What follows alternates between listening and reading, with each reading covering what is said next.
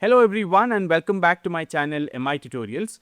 Are you looking to take your Power BI dashboards to the next level with clean, modern and fully responsive KPI cards? Then in this video, I'll walk you through how to build these stunning KPI cards that not only look great on a dark or light background, but also pack in some serious insights. In this visual, we'll show sales, orders, comparisons to last year, and dynamically calculate percentage changes, all styled with icons, conditional formatting, and a subtle modern drop shadow to make them pop. Whether you're building dashboards for clients, leadership teams, or personal projects, these cards will instantly give your report a polished and professional feel. So grab your data model, open Power BI, and let's start building this beautiful KPI visual step by step. Before we get started, don't forget to like, subscribe, and hit the bell icon so you never miss out on the latest videos. First of all, let me show you all the measures that I have created here. You would need 4 different measures here for each of this card. The first one that I have here is called total sales. Basically, I'm summing up these total sales value from my orders table. The second measure that I have created here is to calculate the sales for last year.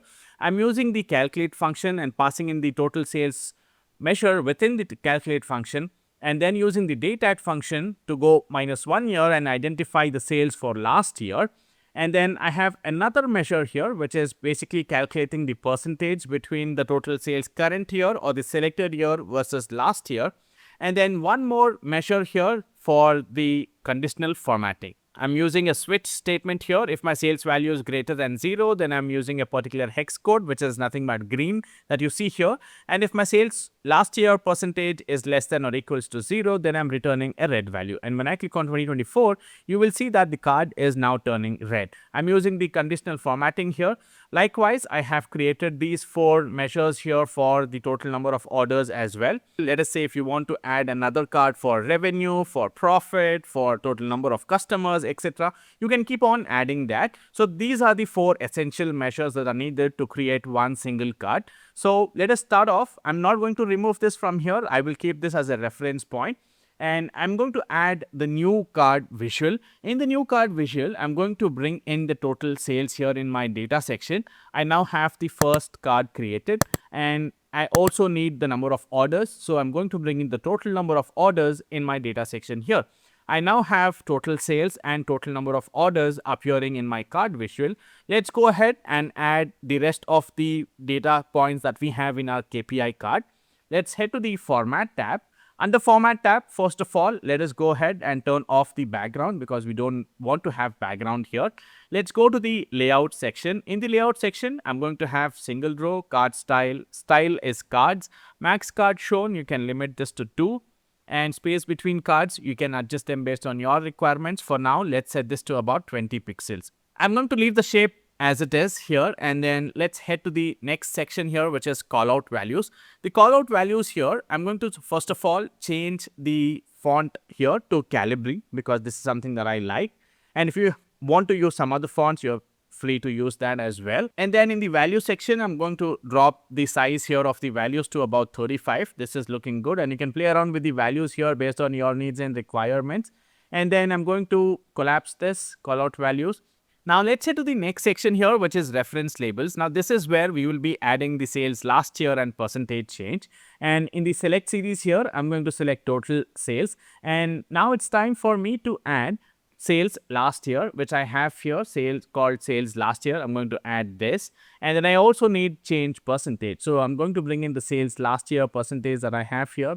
I'm going to just rename this to sales percentage. So I have sales last year value, I have sales percentage, change percentage as well. We will now have to format this. Before we format, let's now head to the second series. Now make sure you're following this tutorial step by step. If you miss even a single step, then you will not be able to achieve this. It's very important to not skip any part of this video. Now let's head to the next series. Let's select the next series here, total number of orders. And I would like to add orders last year and then orders percentage. Right, I now have the values appearing here. Let's scroll down, and in my title section, I want to change the title. In case if I want to change them, I can select it from here. I can choose custom. For orders last year, I can either say orders last year or just type in last year. My value will change here. And likewise, I will repeat the same thing for total sales. Before doing that, let's make all of the changes and then go back to the last year sales. I've made the change here to total last sales and then, last year. And in the value section, let's change the value here again to Calibri, and let's change here as well to Calibri. And now let's head to the total sales section. In the total sales section here, select the label here, select sales last year. In the field name, let's select custom and change this to last year. I have my last year value appearing here. And now I'm going to select sales percentage and let's select custom and change this to percentage change. I missed changing that for the second value here. Let us do that. I'm going to select total number of orders, orders percentage, select custom, and then change this to percentage change. I'm happy with how this is looking right now. I've got last year, percentage change, percentage change. But this is quite not looking like how I have here. So we will have to make some more changes. Let's quickly scroll up in the reference labels. Instead of selecting a particular series, I'm going to choose all here. And let's scroll down. I have a divider here. If you want to change, I have used lighter shade of gray here. Let's select lighter shade of gray. And then scroll down, you have a background section. Turn off the background so you don't have any background appearing here. And let's go to the layout section. The first section here is arrangement. You can change this if you want to have this in columns or if you want to have this in rows. I want to have this on rows. And style, instead of sentence, I want this to be tabular. And now you can see that our values are appearing towards the right and our label is appearing on the left. And this is how I want it. And you can play around with the value area here. And then you have alignment here. If you want to align them center, bottom or top, you can play around with this as well. I would like to align them in the middle. And then you have spacing here, space between labels and outer padding. I'm going to leave that default. And now let's scroll up. I also need to change the fonts here for my title. I'm going to change that to Calibri. Now my fonts are matching. It's now time for us to add the conditional formatting, which will change the arrows and appear in red if the values are negative. And when I have positive values, I'll have a green arrow pointing upwards and the numbers appearing in green. So let's quickly see how we can do this. Let's select the visual. Go back into the reference labels. In my total number of, I'm going to select total sales first. I'm going to scroll down. Under my value section here, I have display units. Let's choose custom. And in my custom section here, I have a format code. I have this particular code here that I'm using. I have the first section here that I have is for the positive values, followed by a semicolon. And the second section that I have here is for the negative values. And the third section is for blank values. If it is blank, I just want to display an hyphen here. I'm going to simply copy this, paste the formatted code over here, and you will see that our numbers are now formatted for the total sales.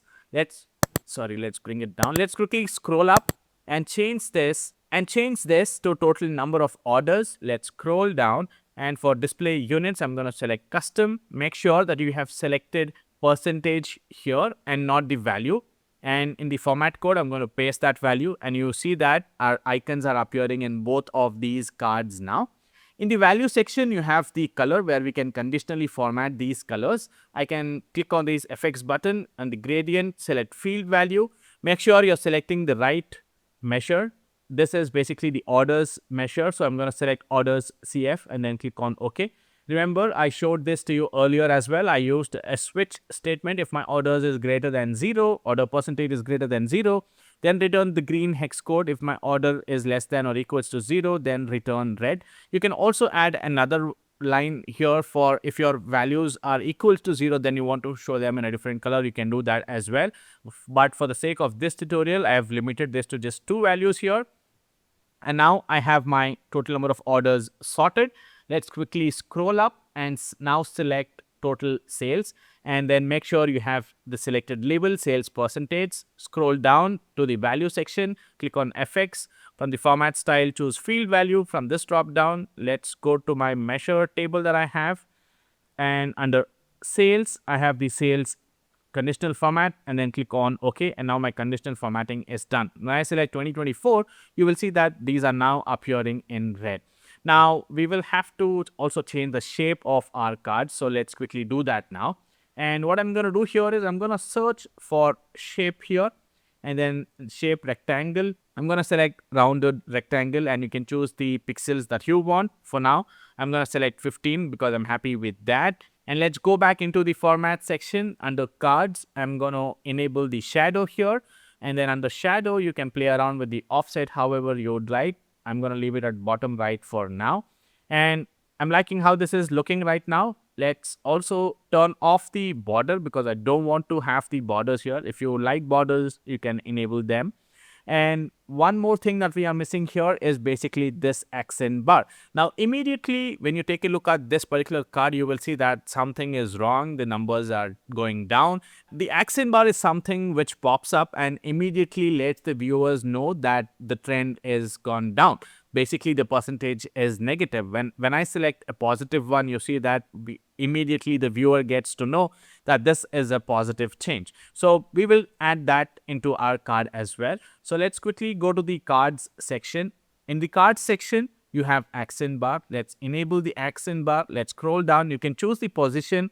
I have added at the bottom in my visual here. So I'm going to do that. I'm going to add this at the bottom and increase the pixel size to about 7 or so.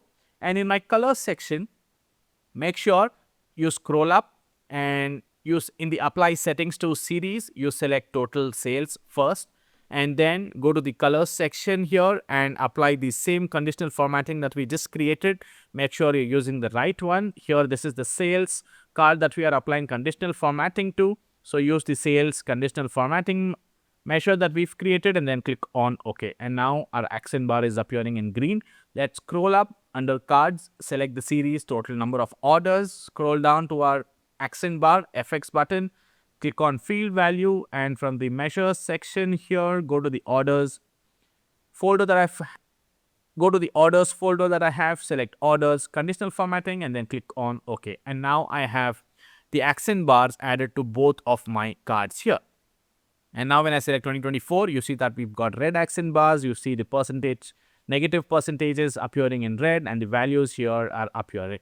Now, one last thing that is missing in this particular visual are these icons. So let us quickly add them. You can notice the difference here between this card and this card without the icons being added to the visual. So let's quickly add that. Now head to the images section and in the apply settings too, make sure you're selecting the right series. I have total sales selected here. Let's toggle this on. Image type. If you have an URL, you can use that, but I'm going to upload the image directly for the sake of this tutorial. I'm going to click on browse, head to the folder where I have these images saved. I'm going to click on sales here. You see that our icon is now added. Let's play around with this a little bit and fix size. I'm going to turn this on. Size, I'm going to drop this to about 40 pixels and maybe increase this to about 60 pixels or so. And this is looking good. You can also choose the position of the icon here whether you want to display them on the left, on the right, at the below text or at the above the text. I'm going to choose right of text here because the position looks good to me. Likewise, I'm going to select the second series here, which is total number of orders, toggle the image on, click on browse, select the second icon that I have here and reduce the size to about 60 pixels. And this is looking good for now. And I have total sales, I have total number of orders. Let's quickly rename them. I'm going to go here and just call this as sales with an S capital and then rename this as well and call this as orders. All right, so now you can see that our beautiful card KPI cards are now created. When I select 2025, you will see that our numbers are appearing in green and immediately green pops up, meaning that it's showing there are positive numbers here. And whenever you have negative numbers, you immediately notice them on your KPI card. In the next tutorial, I'm going to show you how you can convert these cards into slicers so that when you click on the particular card, let us say sales as an example, the rest of the visuals that you have on your report will get filtered for sales. And when you click on orders, the rest of the visuals will change and display orders information. I'm going to teach you that in the next tutorial. So make sure you hit the like and subscribe button and hit the bell icon so that you get notification whenever I post the next video. So that's it guys in this particular tutorial. I hope you enjoyed this tutorial. You learned something new today. Please consider subscribing to my channel MiTutorials for more such videos.